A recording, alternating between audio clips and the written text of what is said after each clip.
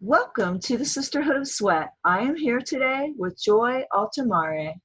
Joy Altimare is the Chief Engagement and Brand Officer at the industry leader in health and wellness for over 100 years, EHE. With over 16 years of experience in the marketing field, she has become an expert advisor to organizations looking to tackle growth, innovation, and technology challenges. Prior to joining the healthcare world, Joy worked on such brands as L'Oreal, Verizon, and Colgate-Palmolive at such agencies as Ogilvy and Mather, Gray, and Publicis.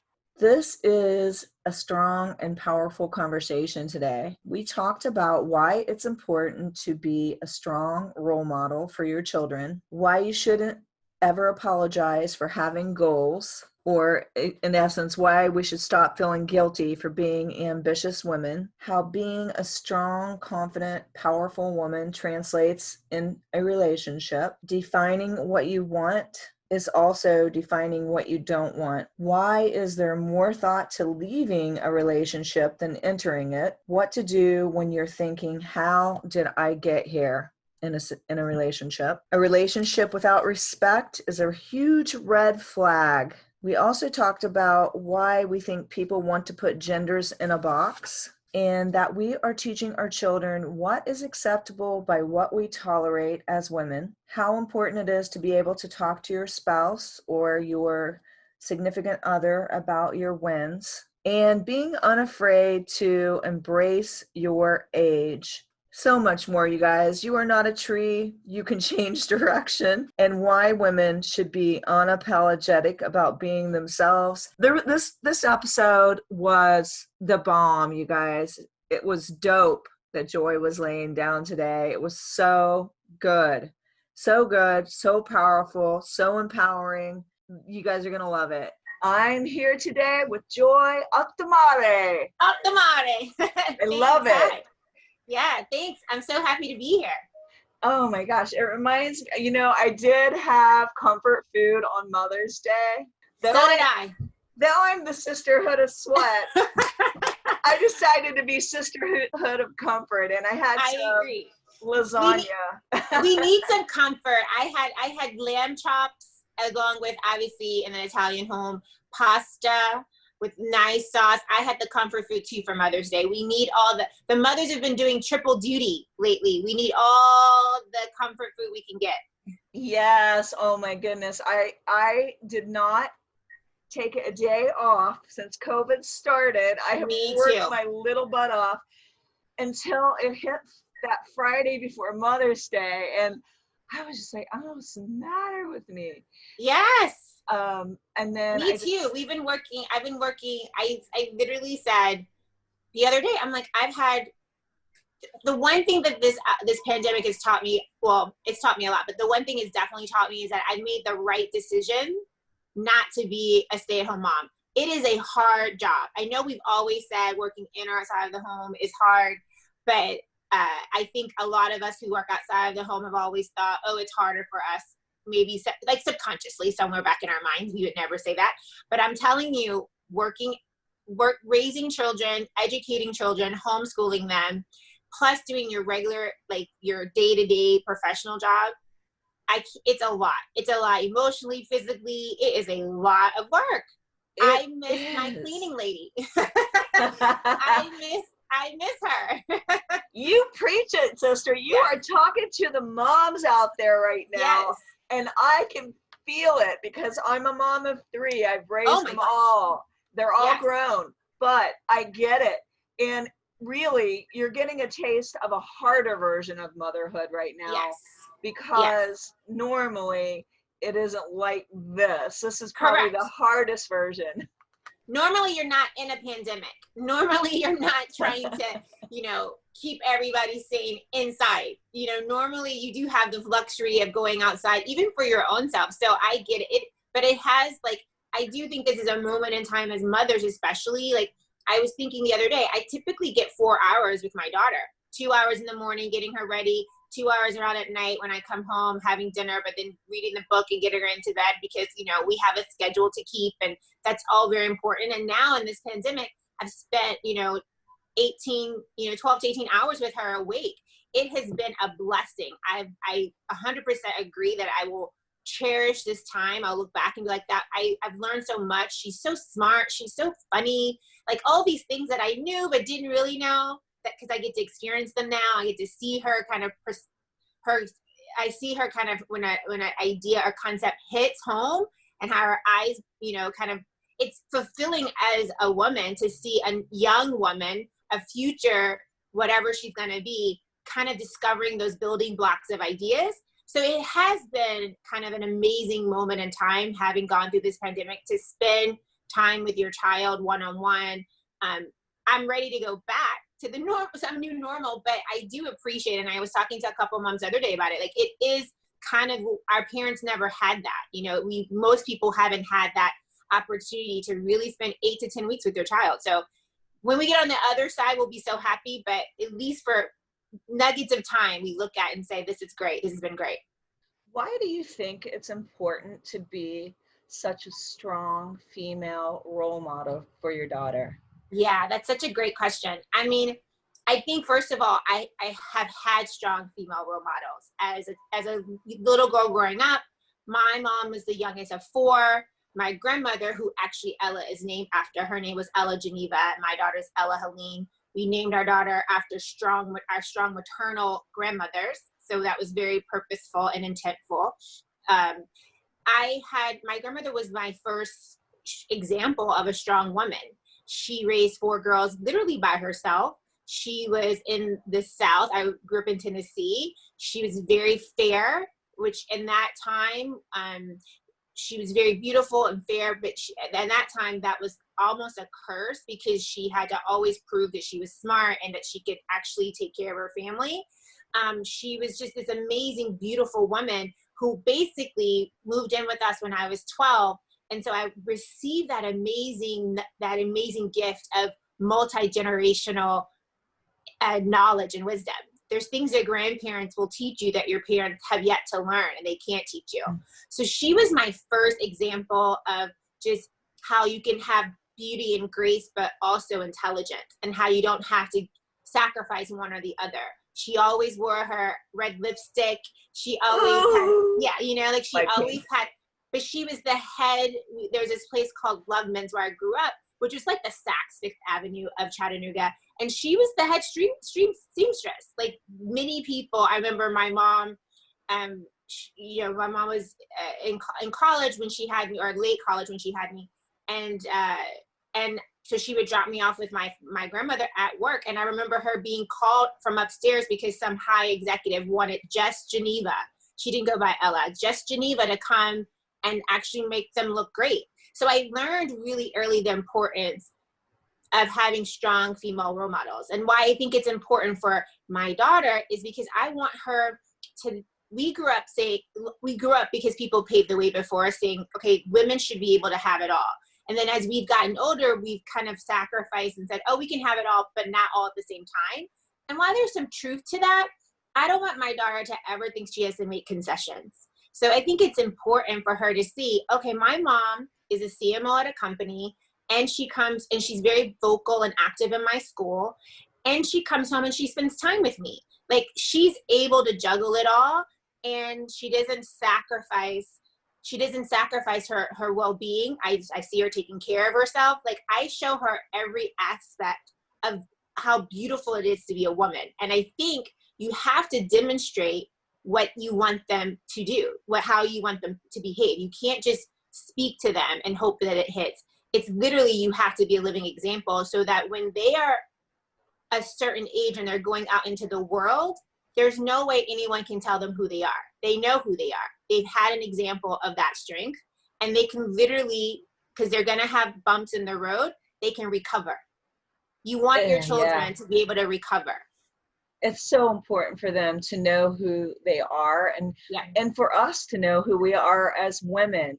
And I think even though you may not have had it modeled growing up, that you can find inspiration out there that can help you realize who you are, and that you do have a voice. And as women, why feel like we should stop feeling guilty about being ambitious. Oh, I love it. I think yes, I talk about it often. You mentioned that you read something about me before, and I was like, what is it? That was it. Like, I literally had, so the funny story is that I never really thought of it as a negative growing up. I went to an all-girls school from 7th to 12th grade. I was very, I surrounded myself with, beautiful, ambitious, smart women. I never thought of it as a negative until I actually hit 40. I had my daughter at 38. So I was a new mom, and I had decided that I was going to go for an executive position. I'd been a VP for many years, and I was striving for an executive position. And I remember talking to different people across my life, within my life, and they all started to say things like, well, you're a new mom now. How are you going to be able to juggle that? Or I would be at work talking in kind of leadership meetings, and I get a hit from like a guy who would say something like, well, how do you know that? So, like, basically that type of like, why are you so ambitious? Why do you have this tone when you talk to people? Why are you so certain when you make a statement? I literally Confidence scares some yes, people. I was getting that backlash, and never before, or I was getting that feedback, I would say, and never before had I gotten that feedback. It was always like, it's great that you have this confidence. It's great that you speak with authority. And so I never really understand. When it happened, it took me back a little bit. And, I will say that sometimes we know who we are, but we want to be liked. Oh gosh. We want to be liked. People pleasing. We want to please people, and we really just want, when we walk into a room, people light up because, here comes Joy, and we really like her. She doesn't cause any waves. And it really was a sobering moment when I realized that if I allow the need for me to be liked to drive how I actually function as a businesswoman, I won't fulfill my destiny. I won't get to the place where I want to be.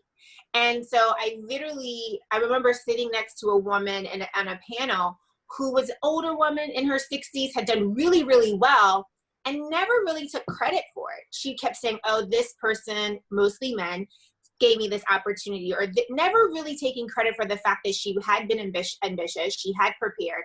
And I remember challenging her on the panel, and it just came out of my mouth. I said, I don't apologize for being ambitious. I don't apologize for having goals. I don't apologize for every time I hit that goal, having a higher goal. I think it's more important to be respected than to be liked. And I didn't mean that like you want to be disliked, but I meant that your goal should be, you are a confident, well-educated, articulate woman. It is important that when you sit at that boardroom table and you have the ability to change policies for people behind you, that you voice that you speak to that, and you will not always be liked. So that shouldn't be your goal. Your goal is to do what's best for yourself, for the company, for the mission of the business. And when you come, that feels like, it feels ambitious, but when you talk to men who do that, they get a different word. They get, they don't get ambitious, they get confident, capable, those type of words. And I just think that bias should not exist in life, not in the workplace, not at home. Everyone should have the same adjective as it describes their contribution. I think some people are afraid of a powerful woman. Yes. And they have different names than confident and for sure. Capable. And so because maybe they haven't truly experienced powerful women in their background, they're not quite sure at first how to handle them. How do you think this translates into relationships as well, though? You see that deep stuff.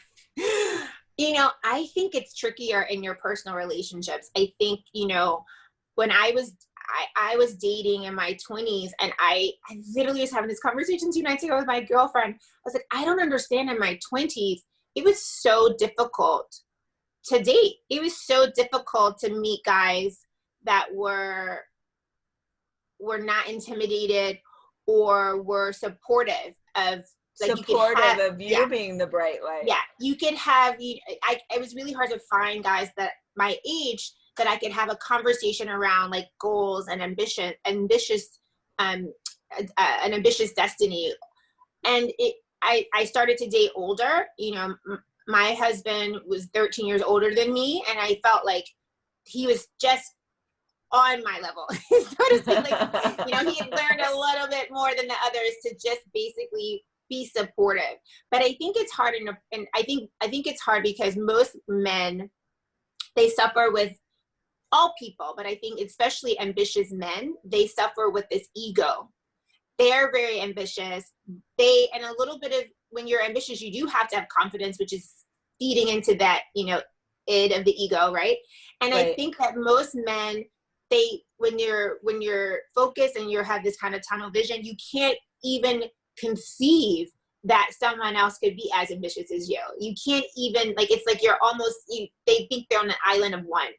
And then they meet a woman, and this was my case. I would meet these guys who would always talk about how they really wanted a woman who had a mind, who could think, that they didn't have to do everything for, that could also maybe pay for the check every now and then. And they wanted a woman like that. But then when they got a woman like that, when that woman actually, when they received what they were asking for, their own ego couldn't take it. Their own ego felt bruised. You know, they felt as though, like, you know, why does she need me? And I think it goes back to this kind of old school mentality of, you know, hunting and gathering versus nurturing. The men went out, they hunted and gathered, the women stayed home, they nurtured the family.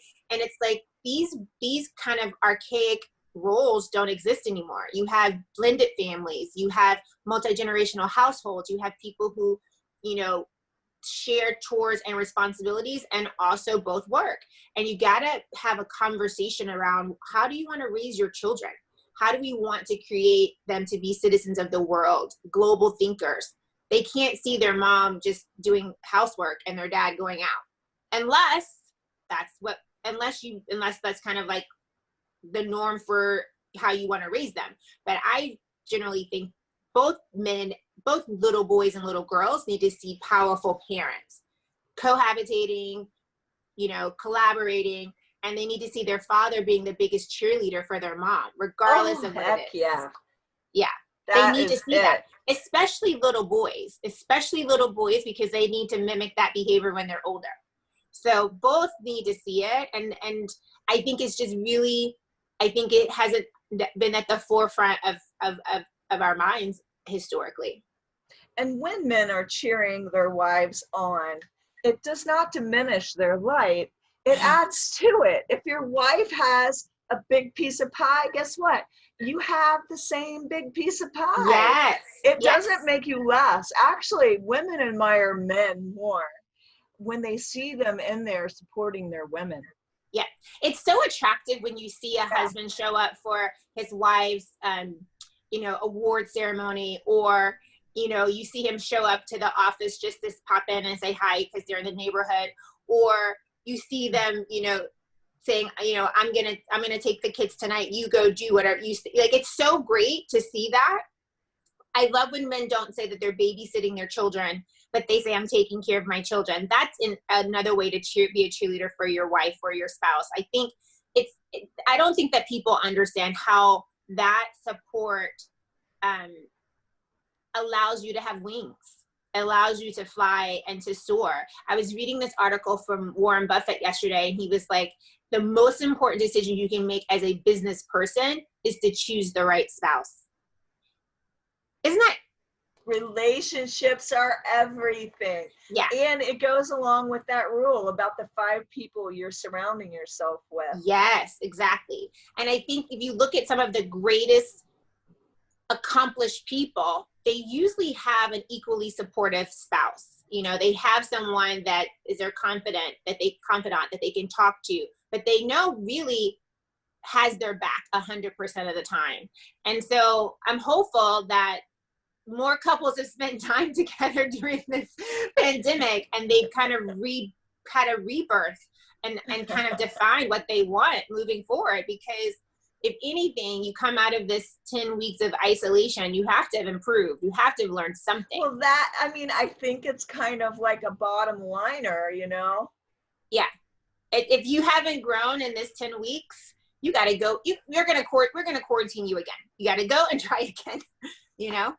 Yeah, I mean, absolutely. I think you've got to learn something out of it, and also what you want and what you don't want. My dad used to always say to me, like, Joy, you may not know what you want. You know, I remember I was 16 and 18, or 22, again, didn't get married till I was 32. So it was like, Dad, what's going on? He's like, you know what, Joy, what you're figuring out is what you don't want.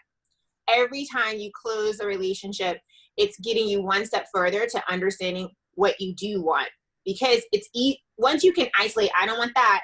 I don't want a guy who overtalks me, or I don't want a guy who's not the nicest to waiters, or I don't want a guy who doesn't have a great relationship with his parents. Like, that is getting you one step closer to finding out what you do want. Or I don't want a job that I don't feel like I have an equal voice. That's getting you one step closer to feeling fulfilled as a person. Eliminating what you don't want is sometimes can be more powerful than kind of trying to figure out what you do want. They work together. Why do you think that people, we were talking earlier about the labels, the man hunter-gatherer, the woman nurturer. Why do you think people want to put women and men, I will say men too, in a box like this? Yeah, neat little box? I think it's a couple of things. One, it's comfortable. They're used to that. People, if you think about us as children, expectations a little bit. Yeah, expectations.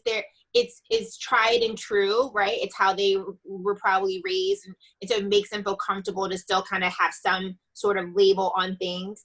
I think also when we were growing up as children, you were taught to kind of put things together, group them together. What is alike? What's not? And so you want to put a label on something so you can say, oh, I'm like you, and I feel comfortable with you. I think it's rooted in that. I also think that, and this is like more a philosophical perspective, I think there's some people find the opportunity the divisiveness provides opportunity for them to take over, right? So if you're working in an organization and there's a person who always likes to label women a certain way, that divisiveness causes them to keep that chaos, causes them to keep kind of their control over progress. But when everyone's getting along and we have a shared vision, right, then you can move more quickly, and you can kind of suss out what's actually true and what's not true.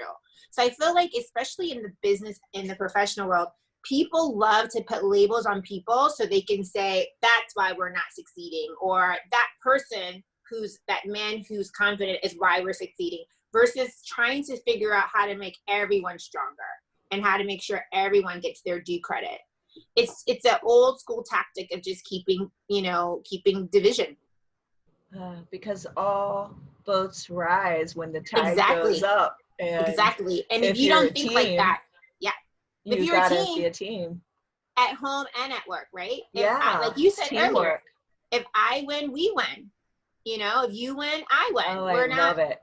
Yeah, it's like, if we can all think about how to help another person win, we will all be better.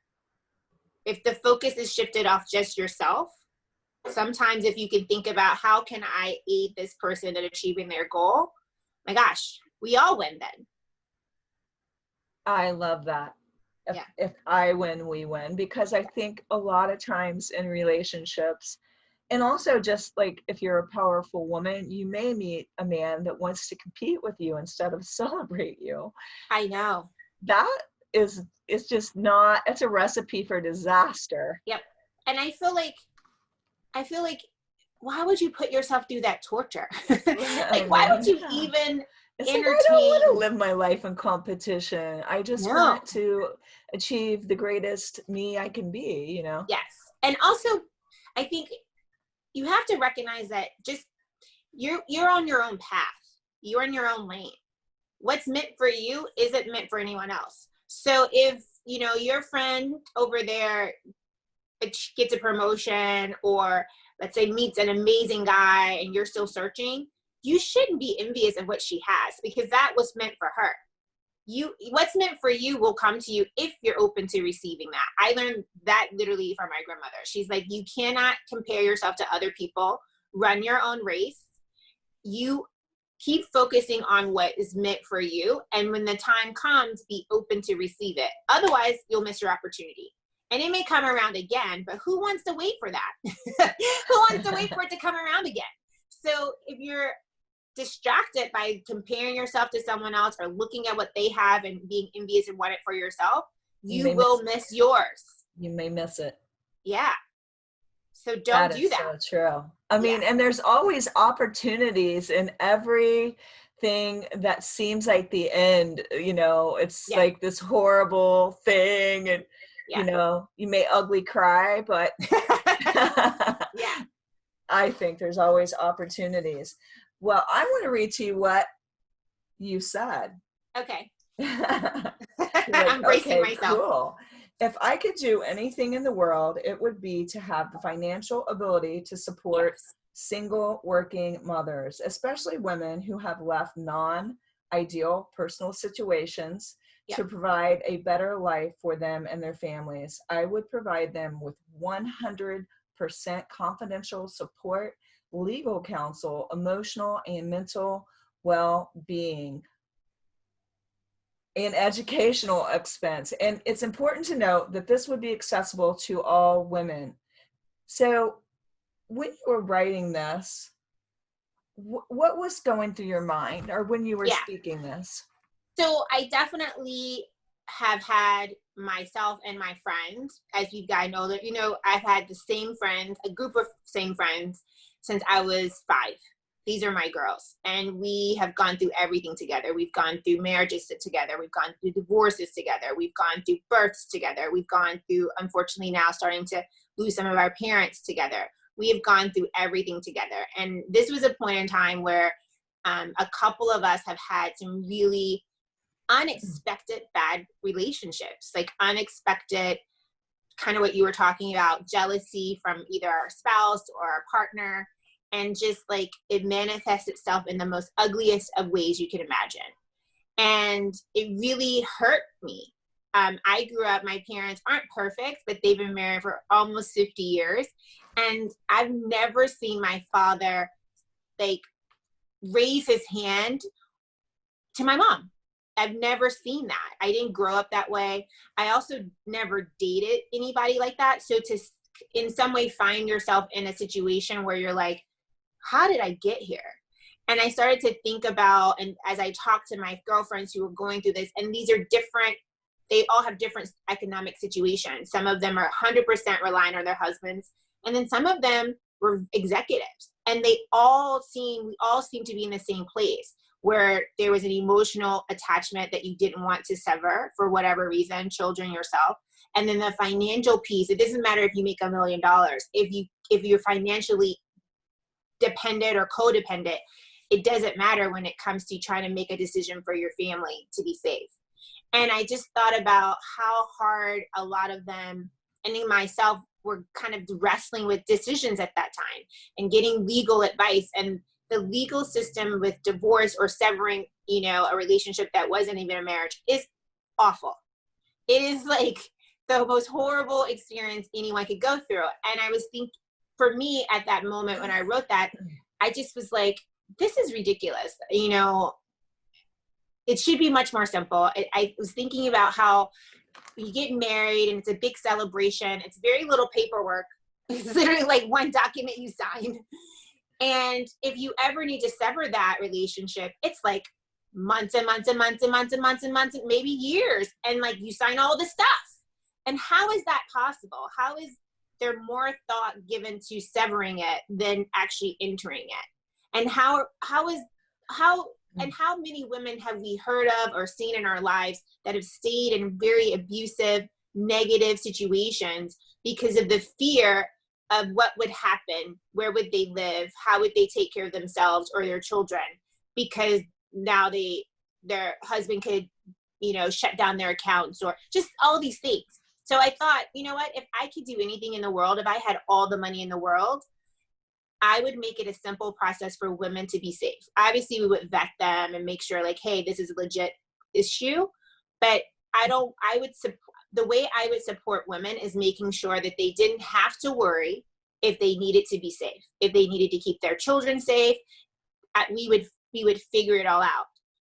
And I think it's possible. I think it should exist. I think women taking care of women historically has always been the way that we survived as a group. And I literally hope that my legacy would be that nonprofit exists before I pass away, because I think women, no matter if they're, housekeepers or construction leaders or executives, when you need to get out and you feel stuck, it's like you feel like you're in prison, and we need to help them. We need to provide a solution for them not to feel like that. And I love that. I love that so much. You're speaking my language today, Joy, on the Yeah. Sisterhood of Sweat. Yeah. I once upon a time was one of those moms at 28, and that's why Yeah. I created the gym and the whole Yeah. mission. And SWEAT stands for Strong Women Empowering, Achieving Together, having each other's back. Yeah. Yeah. Support. And we have to do it, because I don't know about you, but you probably are in the same place where I am. I can hear it in their voice without them even telling me. Like, I can see it in their face. There's a saying that you have to check on even your friends who are strong, because those are the ones that are actually suffering the most. Those are the ones that have no ability to be weak, and they can't show it. They have to keep it together, but they go home to some of the most awful situations. Yes. And then, they put a smile on their face for their children. They go out into the world, and you never would know what they're dealing with when they go home. Well, and that emotional abuse can be worse, because there's no scars. There's no, this person punched me. You can't see it, but it's just as real.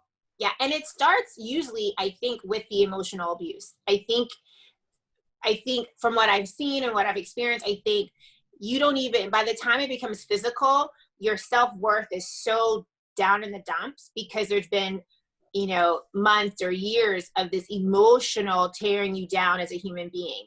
And I've definitely seen very strong professional women who, when they get home, are completely different because of that kind of control that's happening.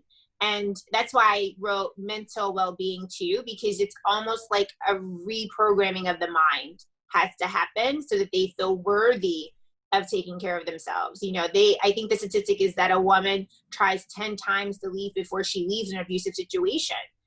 What happens between that one time and that 10th time? There's some emotional maturity that's happening. There's some reprogramming. She's often gotten help. Okay, great. Can we shorten it? Because those 10 times, more damage is being done. So, and even again, if it's just emotional, it's still bad. It's like you live with the emotional scars way longer than you do the physical ones. So yeah, I hope I get to create that nonprofit. I really do. I love it. We'll have to join hands, because I'm all about it. Yeah. And I hear you. So you echoed that, you said that so well. And I just think that many of them, if they just realize, when you get into a relationship, is this person fan my flames? Yes. Are they on my team? Are they happy when I succeed, when I win? Do they show me respect? Am I respected? And if they, at some point in your marriage, stop showing you respect, that right there, I don't know. It's a huge red flag. I mean, I 100% agree with you. And you asked earlier, why is it important for my daughter to have an example of strong women?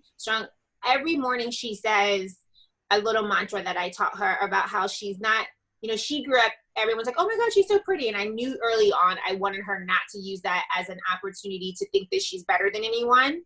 And so that's why she says this idea of that she's smart, she's kind, she's beautiful. She says them together because I want her to know they have equal weight. And it's more important internally to know that you're smart and kind than externally. But I also want her to know that, because she is going to unfortunately go into the world without her mom, and some guy, some girl, somebody's going to tell her she's not smart. She's not pretty. You're not this, you're not that. Exactly. Yeah. And it could be in a relationship, you know? Mm-hmm. And I don't want her to have that voice overshadow what she knows about herself.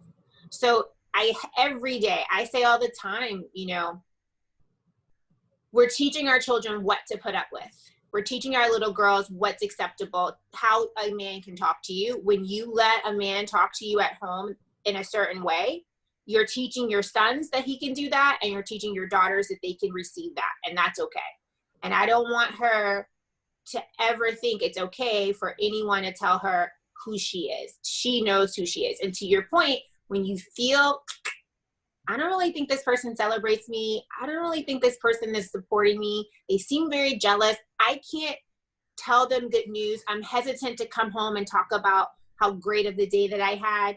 Those are your inner kind of voices saying, get out. Like, don't get into that relationship. When you're dating, and I would say if anyone's listening, you're dating, you're like, oh, you know what? I can't go home and tell my boyfriend I had a great day at work. Or I can't even tell him how, you know, I felt extra special cute today in this new skirt. Or I can't tell them those things. You don't have that friendship with your spouse. That's not the one for you. That's not the guy for you. This is so good. This is like truth syrup 101. Yes. Oh my gosh. I love what you said about, you know, being able to talk to your spouse about your wins, and it should be vice versa. Yeah. You should be excited about his wins and, you know, the things he's into as well. Yeah. I mean, at the end of the day, you guys, like I said, have to be each other's cheerleaders. And I know I joked about the skirt thing, but even that's important. When you feel, you know, cute. I remember my mom, who's like a foot shorter than my dad, so she would walk around in her cute little heels when I was younger. And my dad would be like, you look so beautiful, come over here. Like, that's what you want. You want someone who, you know, gets excited when you look good. You don't want someone to say, what do you have on? Where are you going? Or even this concept of like, oh, I don't want you to wear that in front of people. That's not positive. You want someone who's like, you look good, and they're excited to like, you know, to walk down the street with you, not have you on proud, not wanting to throw a blanket over you because somebody else might see you. I mean, who wants to live like that? Exactly. I have no desire. Desire. Yeah, nobody. Oh my gosh. Like you said, you created the gym, you work out, you work your mind, you work your body, you want to be appreciated for it. You don't want someone to throw a cloth over you because they don't want anyone else to see. I know. I mean, you know, it's not like you're going down the street stark naked, but I will tell you, I was so freaking inspired today. It's, you know, we're home, it's COVID, you know, the gym is closed. Yes. And I can't remember, I was researching you, so I wanted to see what I wanted to talk about with you. And then I don't know why this model came up. 62 freaking years old. I love those. Last name Rosini. Oh my gosh, I wish I could remember her first. I've already asked her to be on the podcast. Yeah. Oh my gosh, you guys. I don't know, she inspired me to no end. And I am not a nudie or anything. Yes. But she was standing in this picture with her long silver hair. Yep. And her hair was over her, you know. Yes, she was. But you could see a little, and her abs were like, and amazing. She was just beautiful. Yep. And it was so authentic. It was so expressive of her embracing her age and being unafraid. Being confident. Yes, to step into her power at 60, I think 2 or 3. Yeah. And I'm looking at her and I'm reading about it. And she said she exercises. She says when you hit this age, it's better to exercise minimally instead of excessively trying to beat your body up, and to be eating organically and just feeling yourself. The beauty comes from the inside and it comes out on the outside. So if you're letting yourself live a joyful, happy life, that is the secret right there. And I was just blown away by this woman. I love those stories. I follow a woman too. She's, I think, 82, and she's so chic, but she also just is so confident. And you know that they know the truth because they've lived longer than us. And so you got to pay attention to like how they decided to have it come from within. I love how they always talk about, you know, hydrating and drinking lots of water, but also having a glass of wine. Like moderation is key. They're not about like, I just love those stories because I think there's a lot, we never celebrated women aging as much as we do now. And it's so important that we do that. You know, historically, women found themselves at 50 or 60 unhireable. You made a shift in your career, you weren't going to get a job. And I love these two examples because they show women taking control of their destiny and saying, why can't I be celebrated as a 65-year-old woman when 65-year-old men are always celebrated? They're always thought, oh, they're getting more handsome. He's thought and she was so unapologetic about it. Unapologetic. She was so, I think that's the key really, is you were created beautiful as you are enough, and be unapologetic about it. Stop apologizing, and, you know, stop being afraid of aging. Like, you know, that really just gave me so much just in that little moment of looking through her stuff today. I was just like, I don't know. It made me feel fearless. Yeah, good. That's what it was intended to do. I'm like, it was there just for me today. Because I think it's important for us as we age, or just in life in general, to have some positive, ideal role models. And to see the good things being modeled versus, oh, when you hit a certain age, you're, you know, not relevant anymore, or you're not going to be valued, or you're not going to be important, you know. And I think this is a message that's been kind of preached through mainstream media that only values youth. Yeah, that's what I was saying. I mean, the statistics are staggering that, you know, you see women starting to be systematically removed from the workforce when they hit 50, 55. And it happens kind of in two ways. It happens in the childbearing years, you know, that old adage, oh, she's not going to come back after she has a baby. Why won't she come back? She's ambitious. And then again, the systematic removal when they hit 55.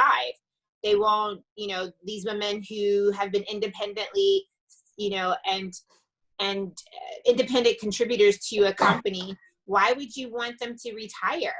You know, why would you not think that they're more valuable with all that wisdom that they've gained? I'm seeing a trend that it's changing. I am a complete advocate for equality of pay. So I'm also an advocate of women having choices toward that, you know, as they age, they want to keep working, let them keep working. I got hired twice when I was pregnant. The first time, the guy had no idea. And so I was 7 months, but I was so young. I was so bored out of my mind. And I was just like, I have to get a job. And I just couldn't take it. And so they were all like, well, she fooled you, didn't she? Yeah. And the second time I was pregnant again when somebody wanted me to start into fitness teaching aerobics, you know? And so both times, you know, like, I just think, you know, people kind of almost forgot that I was, you know, having a baby because I didn't act like life stopped. Yeah, me too. I switched jobs and I was hired 7 months pregnant as well. Literally remember going on the interview. And I remember leaving the house and my husband saying, you're going on an interview? Like, and that was all he said. Like, you're going on an interview? I'm like, yeah. You know, it's always great to see what's out there, you know. And I was 30, I was in my late 30s when I had Ella. So I was very healthy like you. I always worked out. I was very, very healthy. So I gained probably 22, 23 pounds total. So I didn't really, if you didn't know me, you probably just thought, oh, she's a little chubby, but you didn't know I was pregnant. And I remember, but I, to me, felt, pregnant. And I remember meeting with the CEO at the time, who was a woman, and she didn't really flinch. We sat down, we talked. She was like, I really like you. I want to offer you the job. On the way home, they called me, and I remember the recruiter was like, so I guess I hadn't met him in person, and he was like, so, but are you pregnant? She thinks that you're pregnant. Are you pregnant? And I was like, oh yeah, I am. So yeah, my start date would have to be, a little further out than what we initially thought. And it's just like that moment taught me, had I paused, I probably wouldn't have gone on the interview, because I would have thought, oh, they're not gonna want me. But it's sometimes that moment in life where you're not kind of thinking of, maybe it was pregnancy brain and you're not thinking about everything, you really start to discover there's no reason to be fearful. There's actually no reason to second guess what you feel like you should do, and I'm happy for that experience, probably like you are for those two experiences, because it's like, pregnancy is not a sickness. I know that we have to go on maternity, we have to go on FMLA, and we have to go on short-term disability because our country doesn't allow us to really do certain things when you're after you give birth, but it's not a sickness. It's actually how we create generations. Without women being pregnant, there would be none of us here. So it's not a sickness, and we don't need to treat it like a sickness. Obviously, there's some cases where it's more of an issue and a threat to the mother's health and all those things. But it's not a weakness. It's not a weakness. It's not. And if you give birth, goodness gracious, how strong are you? Like, after I gave birth, I felt like I could do anything. After my daughter was 9 pounds, after I gave birth to her, I was like, I can do anything in the world, man. Don't tell me what I can't do, because I just gave birth to this 9-pounder. You're like, oh, yes, exactly. Yeah. Oh my gosh. I hear you on that. What are 3 tips today that we can leave with the audience on how to be the best badass woman at home and work? Yeah, that's great. I love that. I would say, first of all, know yourself. Wherever you sit today, find your truth. Do an exploration. If it's journaling, if it's like meditating in the morning alone, whatever it is, get to your center of who you are. That's the first thing. If you want to be a badass, you got to know who you are. Number one. And whatever you need to do to find that out for yourself. I'm not a big believer in, serving your friends and your husbands and sit alone with yourself. You know who you are. And if it's writing what you want to accomplish, whatever it takes for you to get to the place to say, this is who I am, know that about yourselves, faults and all. Know who you are. I think number 2, I would say, if you want to be a badass, surround yourself with badass women. You can't be the smartest one in the room and think that it's going to be good. You need to be challenged. You need to be open to receiving challenges.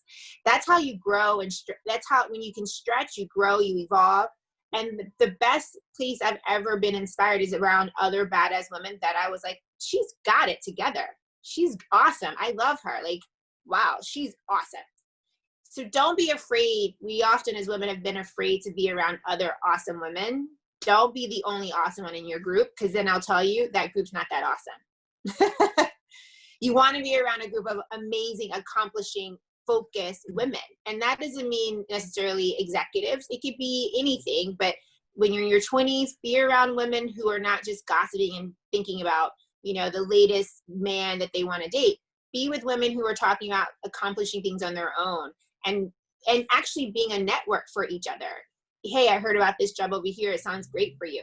Be in that group. So know yourself, be around other badass women. And I would say the third thing I would say is be open to changing your mind. Badass women are the women who say, oh, I got a different data point, or, oh, you know what? I heard I've reevaluated what I thought before. I'm comfortable with saying I've changed my mind. So last year I wanted to be a teacher, and this year I decided, you know what? I really want to build a school. I've changed my mind. You know, I don't want to just be the teacher. I want to own the school and help other people be teachers. And it's okay. If it's scary, you're probably on the right track. So most of the time we don't want to change our mind because we say, I'm so afraid, I don't think I can accomplish that. If you have a little bit of fear, you're probably on the right path. So be comfortable if you change your mind to go down that path that seems a little bit more scary than before. That would be my tips. Those would be my tips. And last of all, Joy, why do you think women should be unapologetic about who they are? You know what? I'll leave you with this. My dad always said to me, wherever you go, you take yourself. Where you can't run away from yourself. So at the end of the day, you better like yourself. And I don't know anyone who likes themselves if they're constantly not being their truth, living in their truth. And usually when you're apologizing all the time about who you are, you're not happy with yourself. You're not happy in that place. I mean, I don't know about you, but there's times that I've thought, okay, I have to be the bigger person. I'm going to apologize. And it never really quite sat with me. Never didn't sit well with me because I knew it wasn't my truth. And I do believe that sometimes it is better to just like not continue to, you know, talk about things or fight over things. That's a completely different, there's a time and space for that. But don't be apologetic about who you are. Don't sit in the space of, okay, it's just easier for me to say that I was wrong because, or it's easy for me to just apologize because I have this idea. It's not the popular idea, so I apologize for having, no, don't do that. Be yourself because you take yourself wherever you go. And if you don't like yourself, who's going to like you? Exactly. Yeah. So good. Thing. Yeah. Thank you so much. I just want to acknowledge you for just being a light from pushing the start button to the stop button. I mean, you are like a bundle of energy, and I have really enjoyed your female wisdom today. Well, thank you for having me. I mean, this is a great platform. I congratulate you for doing it. It's amazing. Thank you. We are so aligned in our ideas, thoughts, and mission. You feel like a sister in sweat already. Yay. Well, stay safe and healthy. And thanks everybody for listening to this episode of the Sisterhood of Sweat.